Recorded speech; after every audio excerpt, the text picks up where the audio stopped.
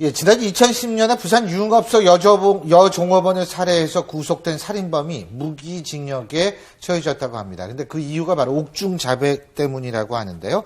자, 그러니까 김 박사님, 네. 이 전공이신데 사이코패스, 그러니까 일단 사이코패스 여부 나중에 이 사람이 그러니까 결국은 맨 처음에 부산 유흥업소 여종업원을 살해한 예. 그거 혐의로 해가지고 구속이 돼가지고 형을 살고 있었죠. 예, 예. 그러다가 지가 편지 쓴 거예요? 예. 맞습니다. 부산 여종업원, 술집 여종업원을 살해해가지고 함양에 있는 야산에다가 묻은 혐의로, 예. 사체를 유기한 혐의로 징역 15년을 받았던 분인데요. 이 분이라고 그러면 안 되지, 이 사람. 받은 사람인데, 이 사람이 이제 그 교도소 내에 있으면서, 부산청의 마약 수사대에 근무하던 김정수 형사한테, 11명 정도를 내가 죽였다고 리스트를 써서 나를 면회라고 시켜가지고 리스트를 건네줍니다. 그래서 그걸 받은 그 김형사가 이제 그 여러 여죄를 조사를 하죠. 그 중에서 눈에 반짝 뜨이는 게 뭐 있었냐면 2003년도 6월 3일경에 행방불명된 이 사람의 이 범인의 동거녀였던 여성이 있어요. 그 여성께 이제 바로 눈에 들어오게 되고 사체 발굴에 성공을 합니다. 마침 그 부산에 있던 여종업원, 술집 여종업원이 발굴된 그 지점 바로 옆 부분에서 이 사람의 범인의 그 동거녀 신모 씨가 사체가 발견이 되죠. 그래서 그걸 가지고 이제 여러 가지 수사를 해서 기소를 했고 법원에서 그게 받아들여져서 요번에 이제 이 사람은 무기징역으로 올라가게 된 케이스입니다. 자, 간단히 얘기해서 본인이 특정 형사를 불러서 네. 나 11명 죽였다고 자백을 한 거예요. 네. 우리 여러분 아마 잘 기억하실지 모르겠습니다만 유영철도 유사한 행태를 네. 보였습니다. 네. 잡혔는데 딴 걸로 잡혔는데 내가 승명 넘게 죽였다. 유영철이가 그랬거든요. 네. 그러니까 결국은 이게 이제 사이코패스의 전형적인 예. 어떤 그런 거 아니에요? 예, 사체 이건 보면은 공통점이 있어요. 사람을 살인하고 사체를 좀 훼손하고 네. 사체를 유기하는 방법이라든지 이런 게 사이코패스 연쇄살인범에 가깝다고 저는 지금 보여지고요. 제가 연구한 결과들을 맞춘다면요. 네. 예, 그리고 그 사이코패스 연쇄살인범의 종류 중에서 힘의 과시형이라는 형태가 있어요. 내가 사람을 이렇게 많이 죽였어 하는 힘의 과시형, 뭐 여러 가지가 있습니다. 망상형도 있고 사명감형도 있고 뭐 권력형도 있고 여러 가지 이 범죄 형태가 있는데 이 사람 같은 경우는 힘의 과시형, 자기의 힘을 과시하면서 주목받기를 원하는 스타일들이에요. 처벌은 더 이상 이 사람이 받아봐야 더 이상 불이익 처분 받을 것도 없어요.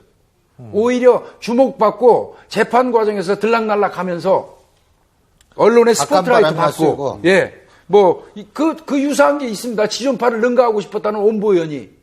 그 다음에 유영철이를 능가하고 싶었다는 서울 서남부 살인 사건 정남규 13명 살해했죠. 이런 사람들이 언론에 주목받고 싶어 하는 사람들이에요.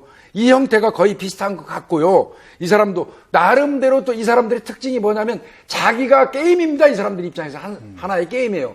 게임에 적정한 파트너를 구하는 겁니다.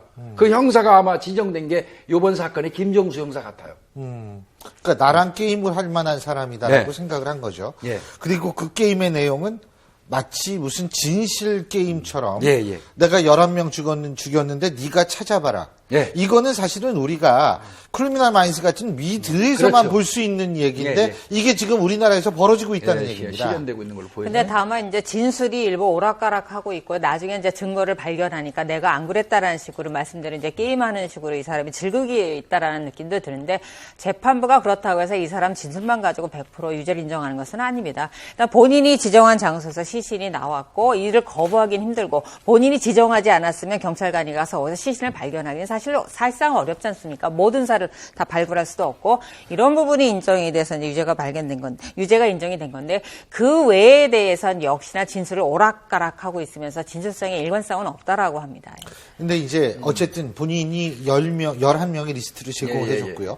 경찰은 그걸 수사해야 되는 거 아니겠습니까? 예, 일단은 지금 2건을 이제 기소를 했는데 네. 하나 동거녀 건은 이제 인정이 되었고 예. 무기로 상향됐고요.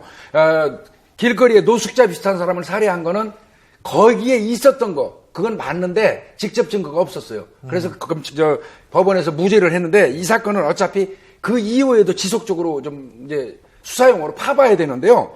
이제 이렇게 하려면 실제로 이 사람이 그 현장에 있었는지 11건 사건에 그 각각 현장, 사건에 네. 별개의 사건에 현장에 실제로 있었는지 여부를 판단해야 되고요. 그 다음에 이제 이 사람 사망한 사람들 피해자들하고 어떤 인과관계, 예. 그 피해자들과의 관계, 어떤 예. 동기 이런 거를 좀 더 보강 수사해야 됩니다. 예. 저는 이제 이런 사건을 보면서 느끼는 게 진짜 말씀하신 것처럼 진짜 미디어에서나 볼 수 있는 이런 진짜 끔찍한 사건이 네. 우리 현실에 실제로 나타나고 있다는 사실에 그렇습니다. 진짜 전율을 느낄 수밖에 없는 것 같습니다. 예. 이 사이코패스라는 거는 현대사회의 산물은 절대로 아니라고 얘기를 합니다. 우리가 제일 처음에 사이코패스로 하고 연쇄살인범은 잔다르크의 전우였던 네. 한 그 귀족이 보통 우리가 얘기를 하는데 어쨌든 이런 잔인함이라는 것, 제가 볼 때는 모든 공권력을 동원해서라도 반드시 산출해야만 제2, 제3의 사이코패스를 막을 수 있지 않을까라는 생각이 듭니다. 오늘 네 분 말씀 여기까지 듣죠. 고맙습니다.